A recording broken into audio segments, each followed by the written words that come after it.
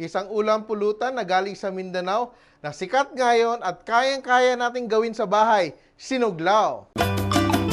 Simpol, simpol, luto na, ha-ha. May pork belly tayo dito, o liempo. Season lang natin ng konting salt and pepper.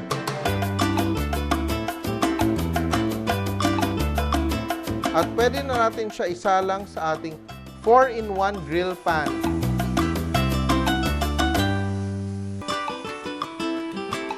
So ano ba talaga ang sinuglaw? Sinuglaw ay kinilaw at sinugba na pinag-isa. So ngayon nagsusugba tayo or grill at ngayon gagawin natin yung kinilaw. So meron tayong tuna, fresh tuna na dinice ko at gagawin natin yung ating dressing. So meron akong bowl at lalagyan natin siya ng konting calamansi juice. At tatanggalin natin yung kanyang buto. Remove the seeds.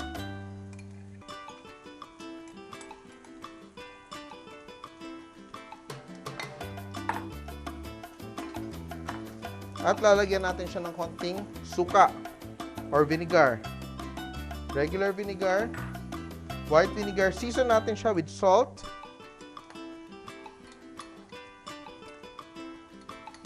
And pepper. Lalagyan din natin siya ng konting minced na luya, no? So meron tayong luya. At ngayon magcha-chop-chop tayo ng konting onions.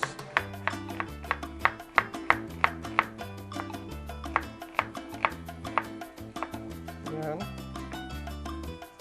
So para tayong gumagawa lang ng sausawan, lalagay natin kung anong gusto nating mga ricados. Lalagyan natin ng konting sili, dalawang klaseng sili. Meron tayong siling haba at labuyo. Slice natin siya.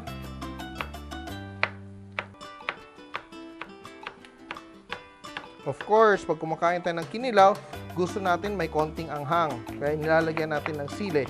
So you can have more or less depending kung anong gusto mo at anong taste mo.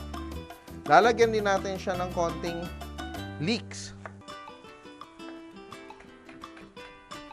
You just chop up everything and mix it just like making our favorite sausawan. Now for a little bit of body, we also cut up a little bit of cucumber. No? Kuha tayo ng konting pipino. Let's remove the seeds. And dice it up. So it's very easy to do. Just do your usual kinilaw. Lagay din natin ingredients. You can add tomatoes if you want. Pero in Mindanao, they use this fruit, the tabon-tabon, which is not available in Manila or in other parts of the country. So here, we're just using our regular ingredients. So we just toss it. You see, it's not too watery, no? Hindi masyadong maraming ating vinegar. And now, we toss it up. Make sure it tastes right, no? You can taste it right now. And we toss in our tuna. Diced tuna. Ayan. So makikita natin, unti-unting magbabago yung kulay ng ating tuna kasi naluluto siya sa suka.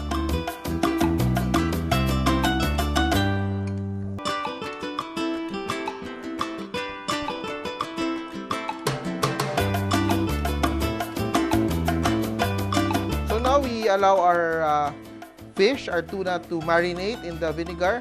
And we turn our pork, our sinugba over, so it cooks evenly on both sides. So luto na yung ating liempo, ating sinugba. So tatabi natin, i-rest. So remember, when you're cooking meat, always rest before slicing. Ano yung rest? Papahingahin mo muna kasi di ba mainit siya? At yung lahat ng juices niya, naging vapor, naging steam. So, it's locked inside the meat. So, kung i-slice mo siya, lalabas yung steam at mawawala yung juiciness. So, we have to let it cool until the juices settle back into the meat para maging juicy pa rin siya pag slice.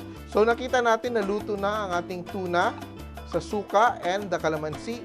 And now we are going to add our gata, no? Our coconut cream. We add our rich coconut cream to finish our kinilaw.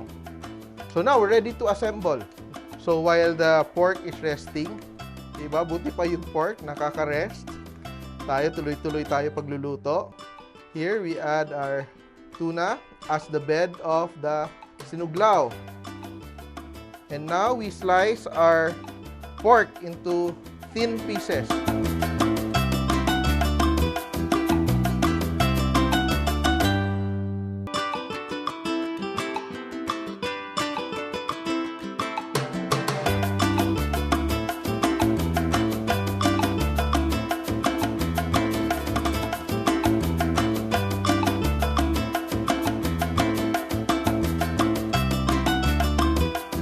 Sinuglaw, Simpol!